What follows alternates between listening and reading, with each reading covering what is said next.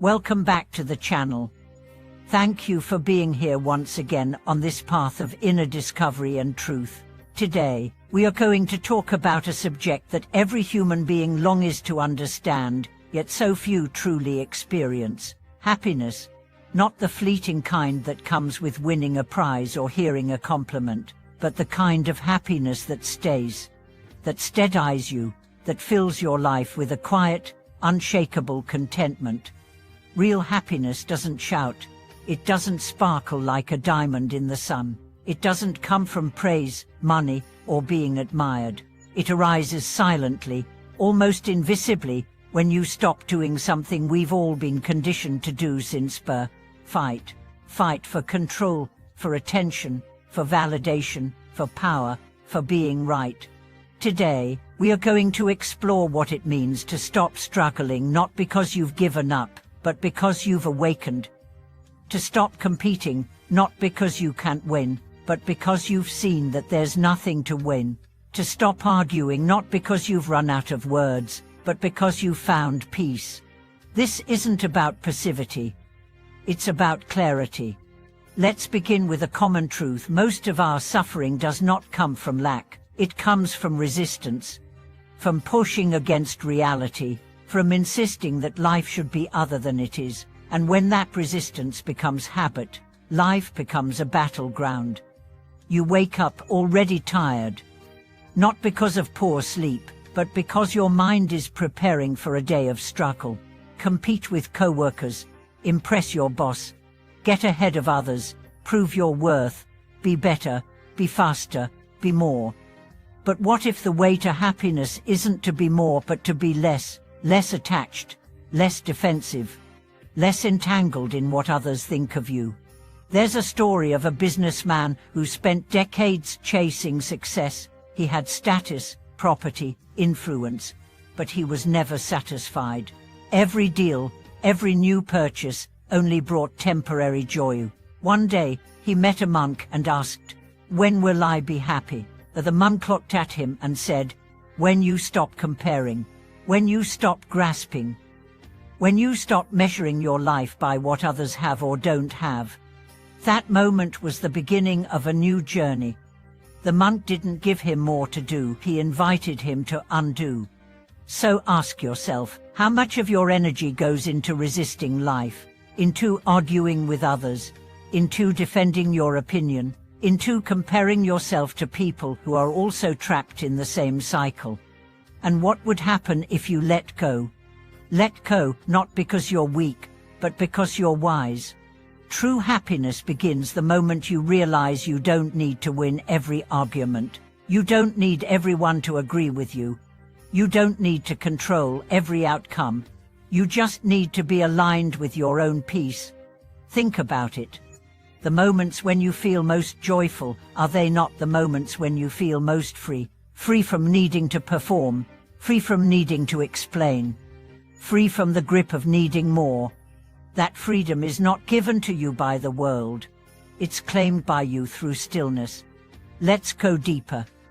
Many people think happiness is a feeling, but in Buddhism, happiness is closer to a space, a spaciousness, an inner openness that allows things to be as they are.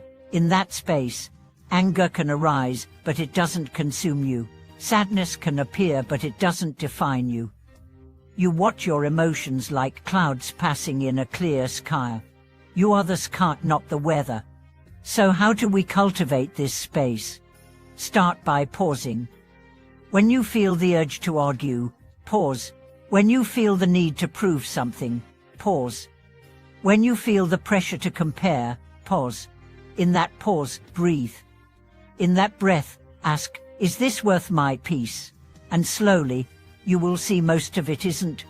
Happiness is not about having a perfect life. It's about relating to life without needing it to be perfect. Let me tell you about an old man who lived in a small village. He had very little money, no great achievements, but he was known by everyone as the happiest person around.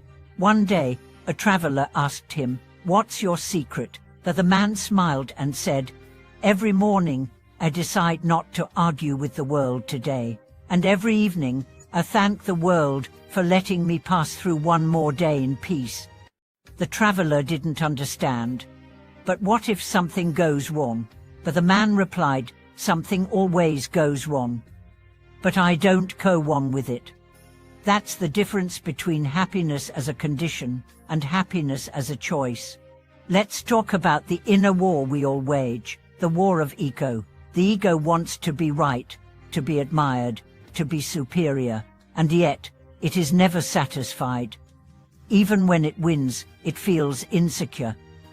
Even when it shines, it fears being outshined, so we struggle. We try to become someone in the eyes of others, while abandoning our own peace. But here's the truth: the happiest people are not those who are the most admired. They are the ones who have nothing left to prove. They smile because they're free, not because they have everything, but because they've stopped chasing everything. Let's talk about comparison. It's the thief of joy. When you look at someone else's life and feel less, you're not seeing them, you're seeing your own story of lack. But that story isn't true. You don't know their pain, their fears, their inner battles.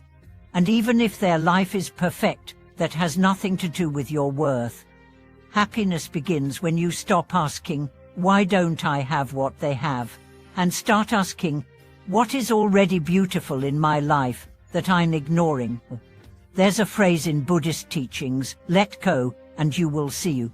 It means that the truth is always there, but our grasping blinds us. We are so busy holding on to our opinions, our judgments, our grudges, that we can't feel the peace that's always available. Forgiveness is another key.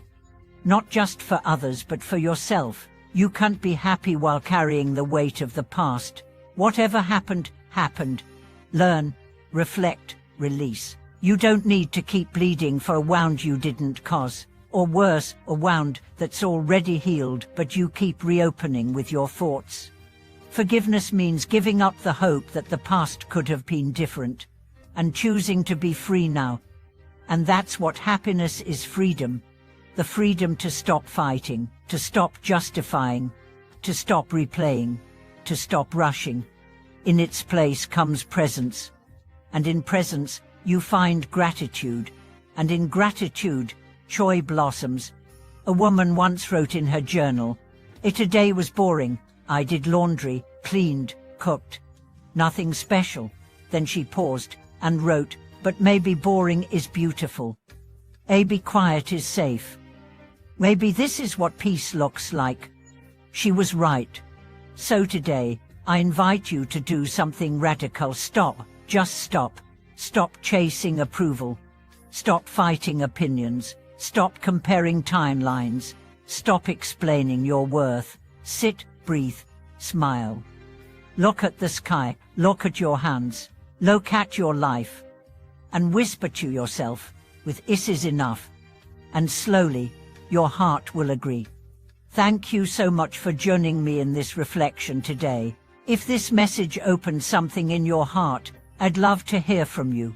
What struggle are you ready to let go of? What peace are you ready to claim? If this video brought you even a moment of calm, please like, subscribe, and turn on the bell so we can continue this journey of gentle awakening together. Thank you for watching this video. May your path be soft, your heart unburdened, and your happiness born not of struggle, but of stillness.